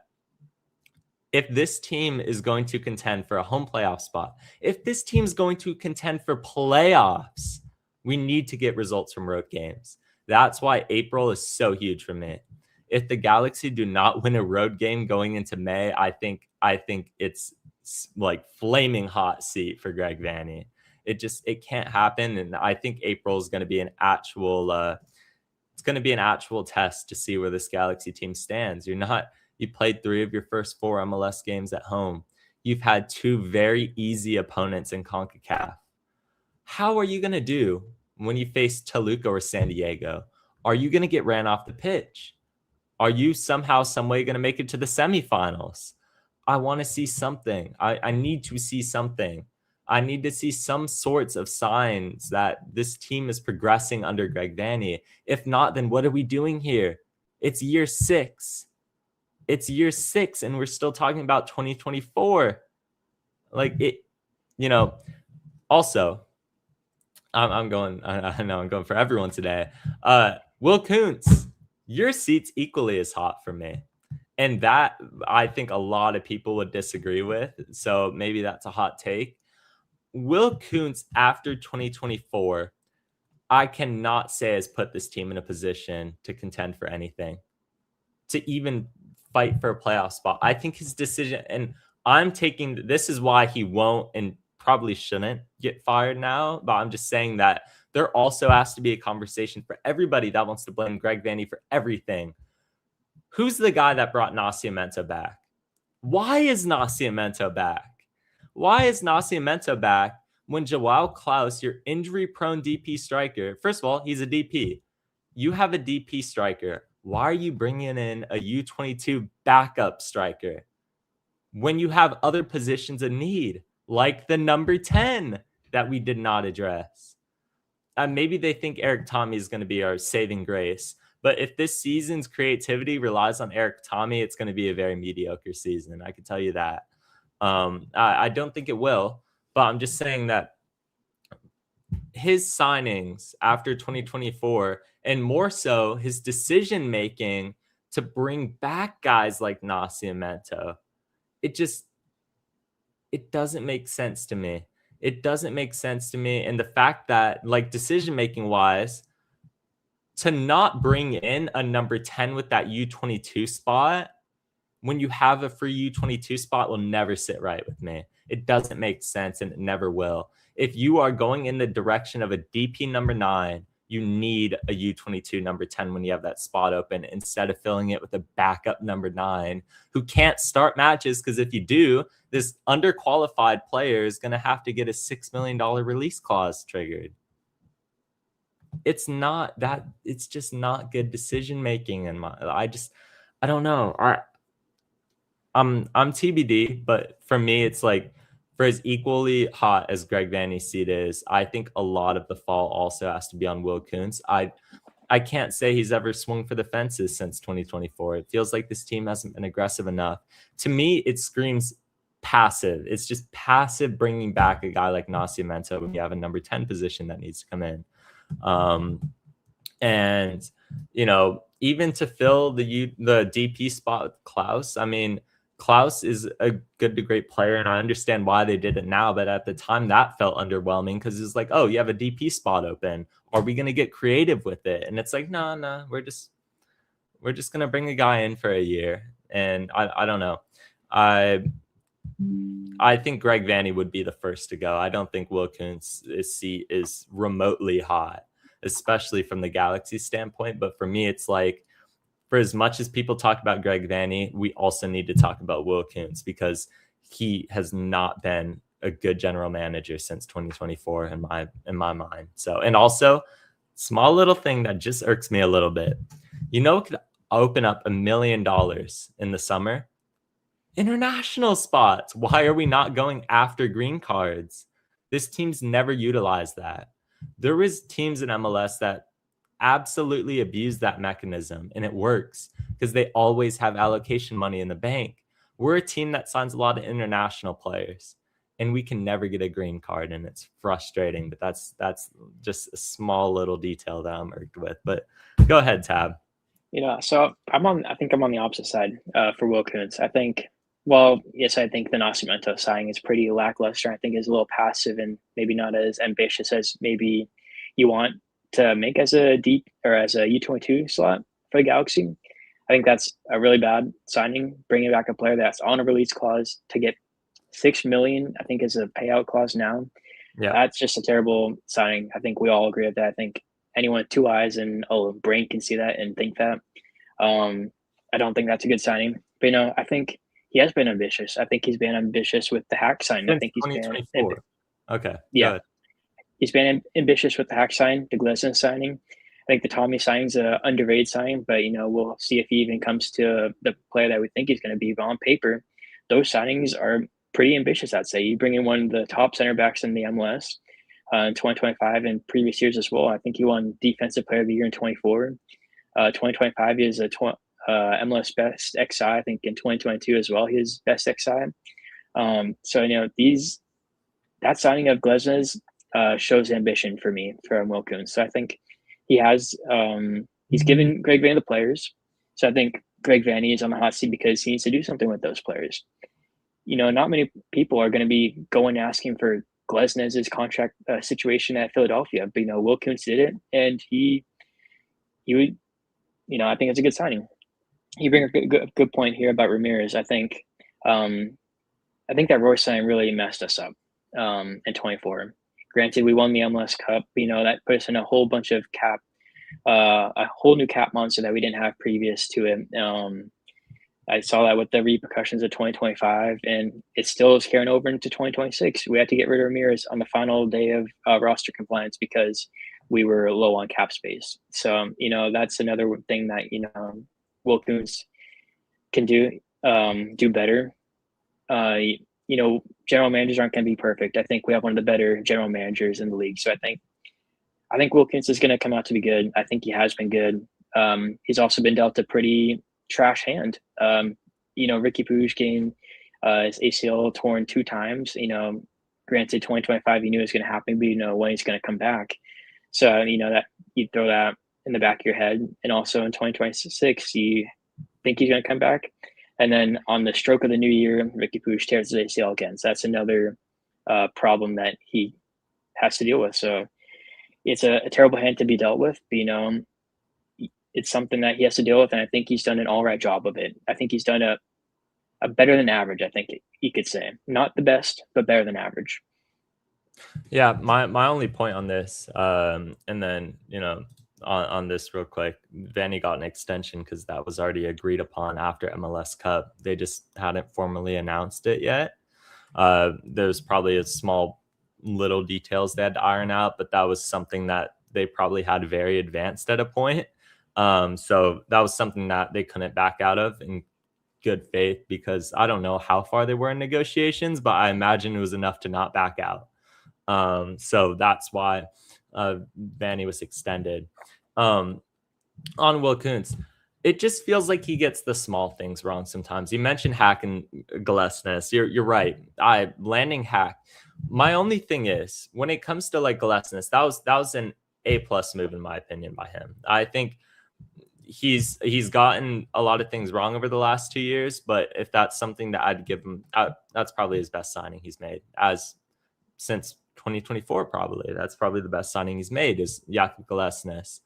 But why sign Hack after that to play him in the midfield? We've been talking about that. We've just been talking about that. Ambitious signing, sure. But did he not think of where Justin Hack was going to fit into this team? When you have Amir Garces, that's why, after the Galaxy, that's why people thought we were going to 5-back. But after we signed Glesnes, there was no talk. There was no talk within our podcast, no talk within anybody. I'm not even talking about Hack within the context of Ricky's injury. I'm talking about Hack generally as a signing. It's an exciting one. It's something that on paper is like, wow, we got a player that every MLS team wanted. But if you look at the roster of the Galaxy on paper and you look at the issues that we're having now, I mean, we should have probably saw this coming, type of thing. You know what I mean? When it's like, okay, we're gonna sign Justin Hack, but we also have Amira Garces and a guy that we just traded $2.5 million in allocation money for. We just threw out everything for Jakub Golesnes, threw the whole house for him, which is great. He deserves it. Elite MLS center back. But we're also going to sign Justin Hack. And it's like, where does he fit within this team? We've never gotten a real answer. They thought it was going to be the number 6. I don't know what Will Kuntz was smoking to think that he was a number 6 in this Galaxy squad, that he would succeed as a number 6 when we have Edwin Cerrillo, we have Lucas Sanabria, we have starting caliber number 6s already. That was the last thing that we needed this offseason. If I could have told you one position and I was like, yeah, the Galaxy don't need to touch that at all, it would have been the number 6. And here we go, signing Justin Hack to play the number 6. And I'm not saying it was a bad signing. It's just the logic behind some of these signings I don't understand. And decision-making wise, why would you extend Marco Reus? Why would you do that right now? And yeah, maybe it's a team-friendly deal. They want to pose it as a team-friendly deal. Sure. I can buy onto that. I don't know what the salary figures look like. That being said, I don't think it's a significant pay cut to justify him probably being a glorified role player in 2027. It doesn't make sense. If you were going to re-sign Marco Reus, do it in December. Do it towards the end of the season, at least, at a bare minimum. Do it when he's shown you that he could be healthy. Because you might be looking at a 2027 LA Galaxy team where Royce can't stay healthy. And again, we're like, wow, like we could have saw this coming. Like anybody could have saw this coming. It's one of the most injury-prone players all time, and he's going to be 38 years old by the end of that contract. That type of decision-making, bringing back Nascimento. I mean, I'm not going to harp on individual signings as much because I think overall he's come out more good than bad. But like Zonka, I can go on. My whole thing is that if you want to come down on Greg Vanney, you have to be fairly critical of Will Kuntz too. I think you have to. It's not all great. It's not all sunshines and rainbows with this guy. And it's usually not for a general manager. You're right. You're absolutely right on that. My whole thing is after 2024, I don't know why it just feel like he's gotten a little more wrong than right. And it doesn't make sense because after 2024, 2023, he was cooking. He was in his bag. He was Chef Kuntz. I can't even call him that anymore, man. Like, I can't even call him that anymore because it doesn't, some of these signings, when you put them in the context of what our team is and what our team will be going forward, it doesn't make sense, man. I would love to sit down with Will Kuntz and pick his brain on some of these things, not in like a critical, like, I hate you, like you need to be fired. I don't think you should be fired. I just think that if you're going to be fair to Greg Vanney and you want to criticize Greg Vanney, you also have to criticize Will Kuntz. And I think Kuntz would agree with that too, because I don't think he's thought he's perfect either. Maybe I'd be more critical on him than he would probably give himself. But like, I don't know. When it comes down to conversation about Greg Vanney, I think Will Kuntz also has to be in the conversation as well. That being said, Will Kuntz is safe. Will Kuntz is absolutely safe. He came in and saved this organization, man. He saved this organization after that whole fiasco with Chris Klein. Tom Braun's done a good job. So he'll be fine for probably the next 5 years without any pressure on him. Genuinely, he could do whatever. He could destroy this organization for the next 5 years. It took 10 for them to bend Chris Klein. He's fine. He's good. Like he has all this grace. But I'm just saying that if you're going to be critical on Vanney, you got to be critical on Kuntz. And I think people aren't being critical enough on Kuntz when they come down on Vanney. You either stick to one side or you don't. If you back Greg Vanney fully and you think he's fine, just give him more time. which I don't know how many Galaxy fans think that anymore. But if you're in that boat, then you're probably in that boat about Will Kuntz. But I do understand why people fully back him, and I mostly back him. I just think that certain decisions just I don't know. I'm not in the GM seat. He's more qualified than I am, but I would love to pick his brain about, because just the simple things it feels like he gets wrong sometimes. But I got one more final thing. Dak Chaser dug up some gold for us. In Greg Vanney's 10 years LA Galaxy coach, he has coached them in 241 games, got 93 wins, 88 losses, 60 draws. And we got a question on thoughts on this.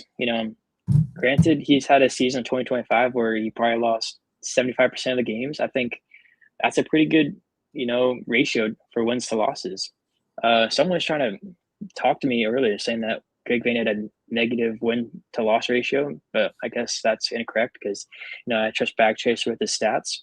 But, I think having a win-loss ratio that's positive after having a season like 2025, that's pretty impressive personally. And then another thing that I want to talk on that's not kind of related to this, but to Greg Vanney, if you do sack Greg Vanney, it was reported that when he signed this new contract, that he's one of the highest paid coaches in the league. If you sack Greg Vanney, you will still be paying Greg Vanney that money that he will be earning, which we don't know the contract and what the money is. But, I think it was reported by Tom Bogert that it's one of the most highest paid coaches in the league. So you have to pay Greg Vanney all that money, whatever the amount is, plus whatever money you're going to pay for the new coach. And I don't know if AEG wants to go into its pockets and pay more money for another coach at the same time. We've had that problem with Guillermo Barros-Schelotto. I think you're paying for him, you're paying for Dominic Kinnear, you're paying for Ziggy Schmidt. You're paying for like 3 managers at one time, I'm pretty sure. I don't know if those are the correct 3, but I think at one point AEG was paying Ziggy after he passed away. Got it. But anyway, there's 3 managers. I don't think it may not have been Ziggy, but you're paying 3 managers, and one of them's the current coach of the Galaxy. Analfo, probably. Yeah, it's probably Analfo. Yeah, I don't think AEG wants to be in that position again. So I don't think you pull the trigger this prematurely. I think it's got to get a whole lot worse before you sack Greg Vanney. Prematurely, yes. Like I said, after 4 games, I wouldn't do it. But my thing is, if the team is truly mudded, if we are at a point where it's not getting better, this is just a playoff line type of team. They're just trickling along the playoff line. They're not looking very good. They're not looking competitive. And 2027 doesn't look like a year that we'll probably be contenders in. Think about this. If you truly need to sack Greg Vanney, I don't even think that's a thought in your head. I think if the entire fate of your club, if the entire fate of your club over the next few seasons relies on Greg Vanney being the head coach or not, and if the front office truly gets to that point, they bin him. It sucks. It sucks to be paying out a coach while also paying another coach, but it's like you have to do what you have to do. AEG has deep pockets. You don't want to run them. You don't want to make this a habit, but it's kind of like buying out a player. It's like you don't want to make it a habit. You don't want to have to be buying out players every season, although we do. You don't want to have to be buying out players every season. But if you're in a position where you have to, where we're just beyond the Greg Vanney era, you do it. Yeah, you absolutely do it without a question in my mind. And I think AEG would be willing to pocket it if they truly didn't feel that he was the future either. Sack Vanney and get Luis Enrique. He's never coming down the ladder. Yeah, he'll if he doesn't re-sign with PSG, he'll instantly end up at another massive club in Europe, like Bayer Leverkusen or something like that. I wonder if there'll ever be a time where top managers come to MLS. Like you see, probably the closest to that is Charlotte's manager. I'm blanking on his name right now. Dean Smith.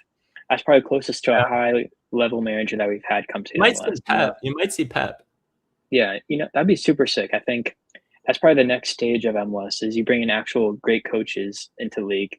Sometimes you have these managers that aren't the best. You have kind of these managers that just been bounced around the whole league, and you have the same ideas being bounced around.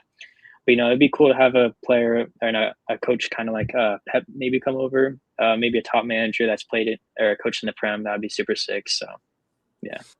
Yeah, I think if I had to put my money on one massive coach coming over, it'd be Pep. He has that Man City, New York City.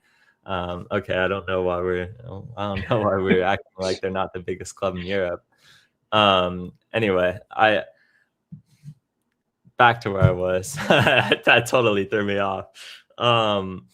Yeah, Pep I think would have a heart attack looking at like discovery rights rules. Like, that'd be something funny to see though. Yeah, I think for some that would be such a Ted Lasso situation. I feel like for some of these situations to happen, like a Pep coming to MLS, man, you just gotta advance as a league.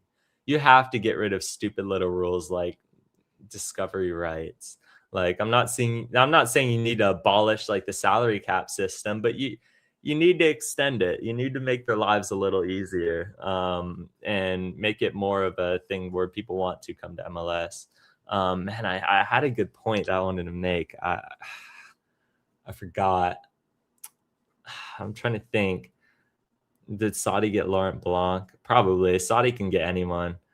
Yeah, Stevie G could end up. I mean, you might see big name managers, but like quality managers. Stevie G's not a quality manager. If you want, maybe like Xavi comes over. He's coached I think in the Qatar league. Obviously had a stint at Barca.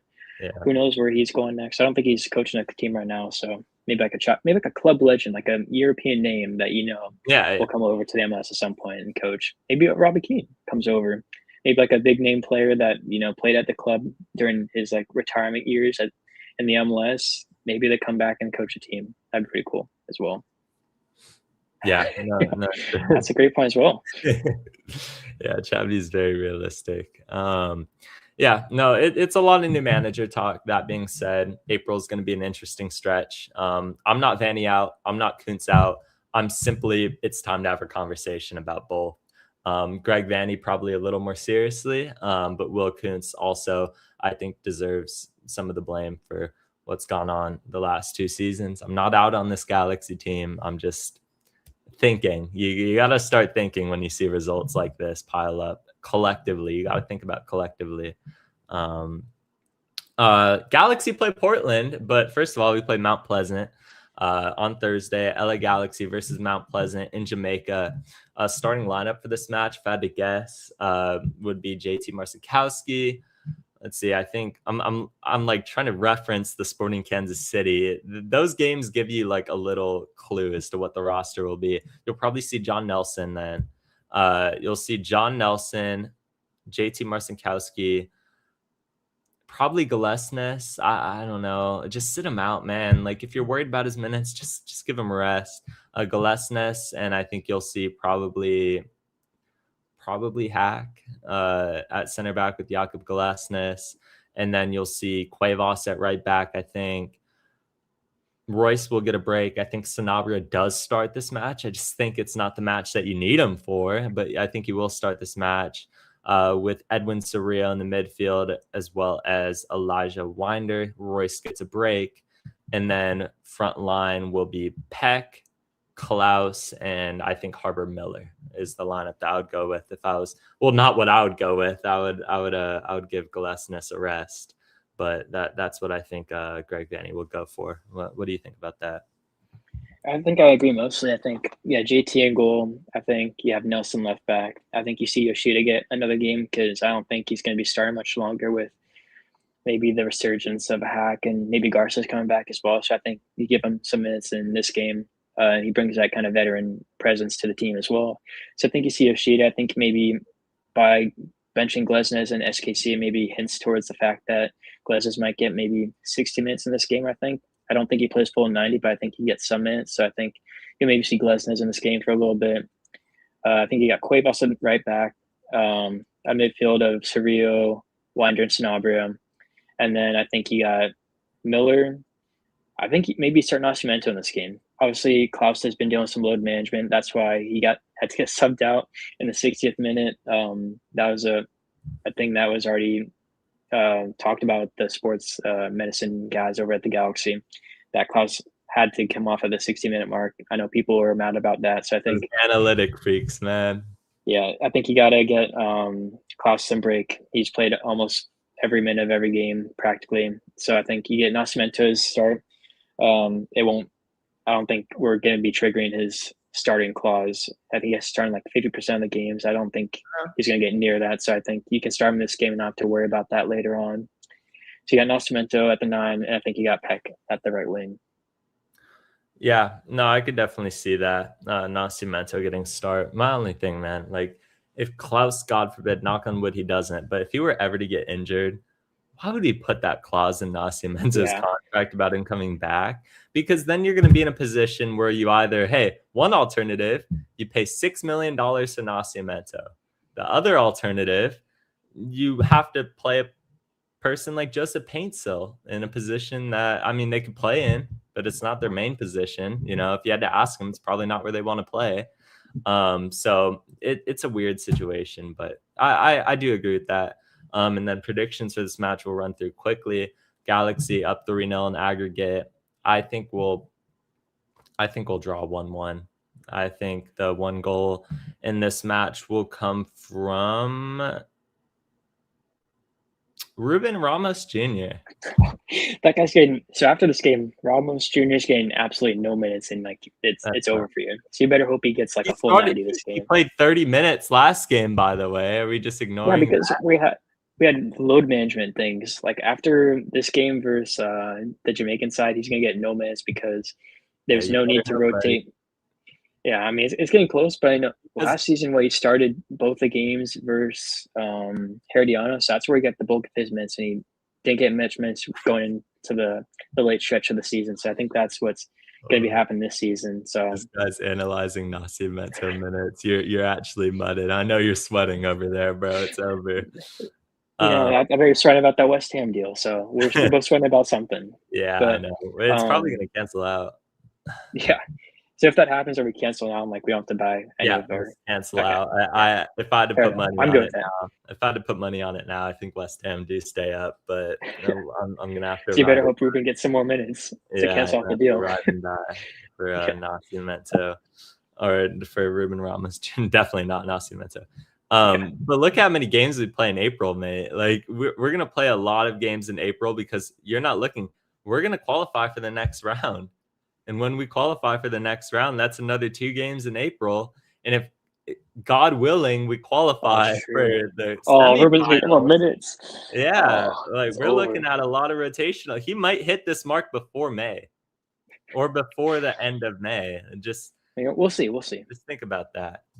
Anyway, 1-1 draw is what I have, and I think I have Ruben Ramos Jr. So go ahead. I'm going to go 2-1 Galaxy. I think it'll be Peck and Nascimento goal. Or whoever starts at the 9. If it's Klaus will get a goal. If it's Nasi will get a goal. All right. I like it. So Galaxy go through based on our predictions. We will have a live watch along on Thursday of this match. I will be there. Tab, will you? I'll have to see. I'm not 100% sure. That's a no. No, just kidding. Sunday, Galaxy travel up to Portland. Man, this is such a fun road game to go to. If you haven't, I mean, it's kind of probably late now for a flight, but hey, make the road trip up. This is a good away game. Galaxy go on the road to the Timbers. Kickoff at 1:55, or scheduled 1:45. It'll kick at 1:55. There's early kickoffs. Yeah. The Timbers. Yeah, I don't like early kickoffs. The Timbers have lost 3 matches and won 1. They're coming off a 3-2 loss to the Dynamo. They lost 4-1 to the Whitecaps, which is understandable. They lost 2-0 to the Rapids. So did we. But they beat Columbus, and Columbus is getting beat a lot. So, man, I think Wilfred Nancy and Columbus, they just need each other again. Like, I'm being honest, that kind of has to happen again. But Timbers aren't in good shape. It's on the road. Historically, it's a pretty tough place to play. I think last year we got a draw. Yeah, Ramirez. Ramirez. Zonka to Ramirez, if I'm remembering that correctly. That's over the top. That's probably the only good thing Zonka has contributed to this team. Yeah, that was such a good ball, though. I will give him that. He deserves his praise for that ball, but that's probably the only thing he gets praised for throughout his full tenure at the Galaxy.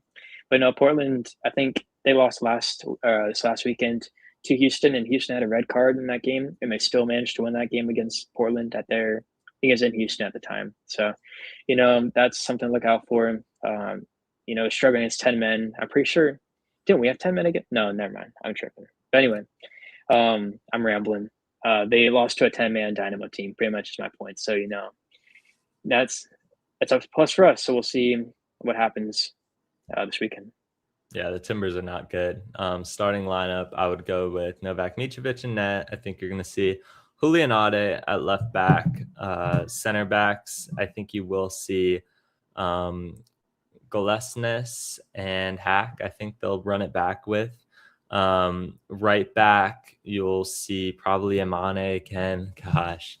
And then in the midfield, you're going to have Edwin Soria. I think Royce gets the start. It is on turf, though, so I don't know if you play Royce. In fact, I'm going to switch. I don't think they'll play Royce on turf. I don't think you should play Royce on turf. I think it'll be Sanabria and Soria with Winder in the midfield. And then front line, I think you're going to have same thing. I think you just roll with I don't think Harbor Miller gets 3 starts in a row. I think they go Tommy, Klaus, and Peck. So I can't see Harbor getting 3. He should, but I don't think he will. So lineup, do you agree or disagree with that? Yeah, I'm 100% with you on that one. Okay. All right. And then score predictions wise, and Portland's such a tough place to go to and get a result out of. I'm feeling a 2-2 draw. I think it'll be a semi. We will have. Actually, I don't know if I'll have a live watch along for this. If you want to do that, you could do that. Let's see. It's Sunday, right? Yeah, Sunday afternoon. Let's see. We'll probably announce it on the podcast on Wednesday. Yeah. We'll probably know, or Thursday. We'll know by then. Yeah. Okay. Yeah, that sounds good. Anyway, I'm gonna go 2-2, and then my goal scorers I have Klaus and Sanabria. Go ahead. First time I ever picked Sanabria. There we go. So previously, I think on almost all the predictions I've done, I've either had the Galaxy drawn or winning a game. So turn that phone off. So I think in my predictions, I've always predicted a positive result. So this team's gonna be traveling from Jamaica to Portland, and the PNW Pacific Northwest. So I think the load is gonna weigh heavy on the Galaxy. I think we're gonna lose this game 2-1, and my goal is gonna be from Klaus. Yeah. It's a tough place to play. And Portland, despite not being a good team, usually get up for matches against the Galaxy. I don't know. I don't have a good feeling of a positive result in it. We're coming off of a long game stretch. Like, we're playing just games back to back to back to back. And we've gotten a lot of draws this season, actually, which I think last season we were just kind of either getting wins or losses, mostly losses. But no, because we had that winless streak. But I think towards the end of that season, we had like a lot of wins and losses just piling up. Not as many draws, or at least previously under Greg Danny. But we get a lot of draws now thus far. So I think that will continue. I think I'm predicting 2 draws this week. It's boring, but it happens. I think a point on the road isn't a bad formula, especially going up to Portland isn't a bad result. But the game always plays out differently. You know what I mean? Like, in perspective, you're like, oh, 1-1, 2-2 in Portland, you take that. And then the game actually plays out and you're like, damn, we could have got 3. But yeah, I'm okay with that result in my opinion. So anything else, Tab? Anything else you have? Yeah, one more thing. I'm about to get a picture of this guy for the podcast to reveal who we're talking about. So just give me like 1 minute. I'll get it upload to the stream. So just ramble for a minute and I'll get it. All right. Ramble for a minute. That is what I'm best at. No.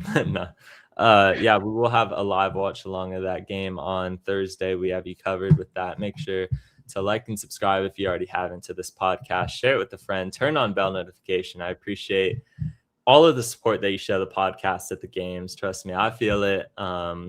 I don't know if you've been approached yet, Tab, but I have, yeah. Okay, yeah. See, people recognizing the podcast is like just such a surreal feeling. that we couldn't imagine them when we first started. But go ahead, Tab. I think you have your player loaded. Yeah.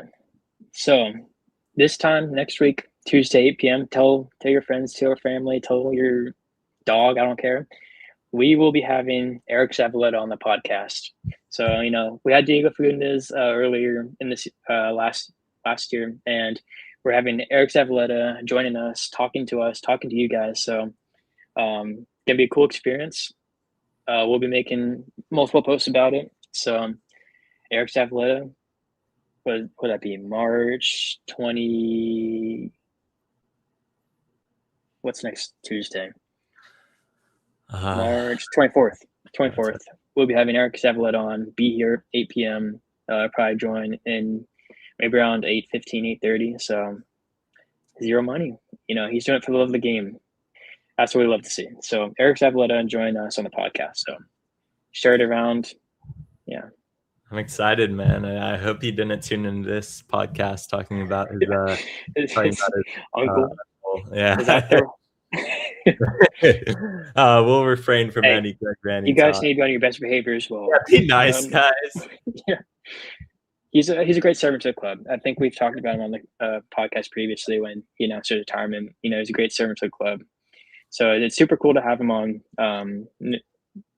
Cool experience to have these former players on to kind of talk about their experience. We'll ask him about what he thinks this season is going to be like. We'll ask him about that 2024 season, obviously. So, yeah, and make some questions. We'll have some questions. I'll open up to you guys. So come some questions for the guy, and we'll get some answered from him.